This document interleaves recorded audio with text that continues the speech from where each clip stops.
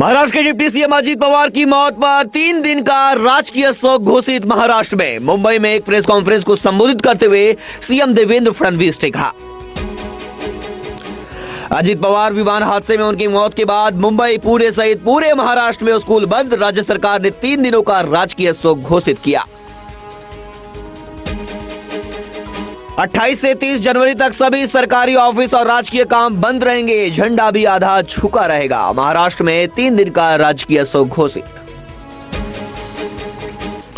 महाराष्ट्र के deputy CM Ajit Pawar के शव की पहचान उनकी घड़ी से हुई। उनकी घड़ी ही आखिरी पहचान बनी। इससे इस हादसे की भयावहता का अंदाजा लगाया जा सकता है।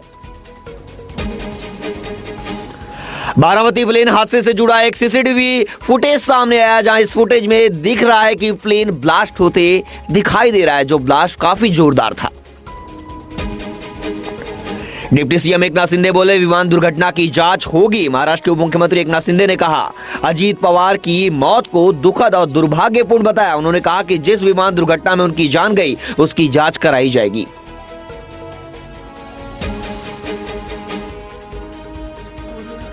कल होगा महाराष्ट्र के डिप्टी सीएम अजीत पवार का अंतिम संस्कार। प्रधानमंत्री और गृह मंत्री अमित शाह भी होंगे शामिल। हुए प्रधानमंत्री नरेंद्र मोदी भी अंतिम संस्कार में हो सकते हैं शामिल। रिपोर्ट्स।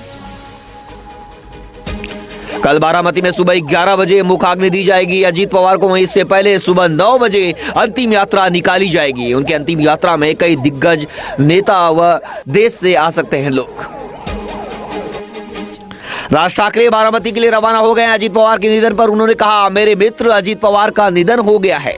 महाराष्ट्र की राजनीति ने एक काबिल नेता खो दिया है। हम दोनों लगभग एक ही दौर में राजनीति में आए।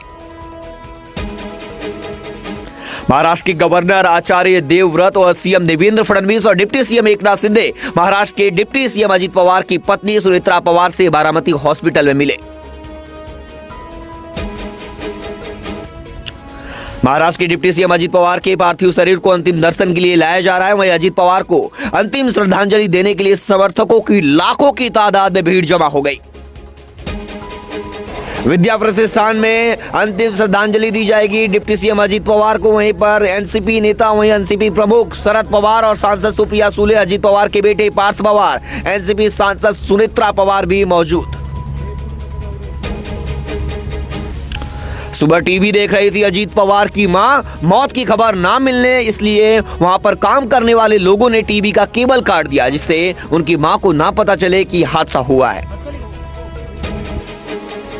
बारामती में एनसीपी नेता नवाब मलिक ने कहा, आज सुबह ही खबर मिली निधन की। यह हमारे लिए बेहद दुखद घटना है। मेरा उनके साथ निजी रिश्ता था। हमारा परिवार उन्हें कभी नहीं भूल सकता। महाराष्ट्र ने आज एक धर्मनिरपेक्ष नेता को खो दिया। शरद पवार बोले, साजिश नहीं, हादसा। इस पर राजनीति ना करे। इसमें कोई पॉलिटिक्स नहीं है। यह पूरी तरह से एक हादसा है। महाराष्ट्र, हम सब उनकी तकलीफ से परेशान है। प्लीज यहां पॉलिटिक्स ना लाएं। महाराष्ट्र के उप मुख्यमंत्री अजीत पवार की विमान हादसे में मौत पर पश्चिम बंगाल की मुख्यमंत्री ममता बनर्जी ने गहरा शोक जताया और जांच की मांग की है। ममता बनर्जी ने कहा, 2 दिन पहले उन्हें पता चला था कि अजीत पवार बीजेपी छोड़ने वाले हैं और आज ये घटना हो गई। बारामती प्लेन क्रैश पर विमान कंपनी वीएसआर एविएशन का दावा, विमान पूरी तरह से सुरक्षित था। अजीत पवार का विमान हादसे में निधन, संजय राउत बोले, महाराष्ट्र के लिए काला दिन। महाराष्ट्र के मुख्यमंत्री देवेंद्र फडणवीस बोले, मैंने एक मजबूत और दिलदार दोस्त खोया। राज्य के विकास में उनका बड़ा योगदान था।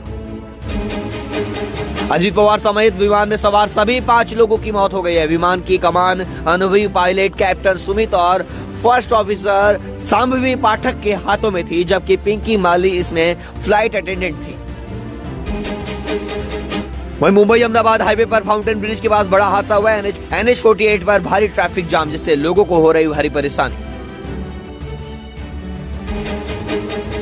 प्लेन क्रैश में महाराष्ट्र के डिप्टी सीएम अजीत पवार की मौत के बाद बारामती में आज बारामती बंद का ऐलान।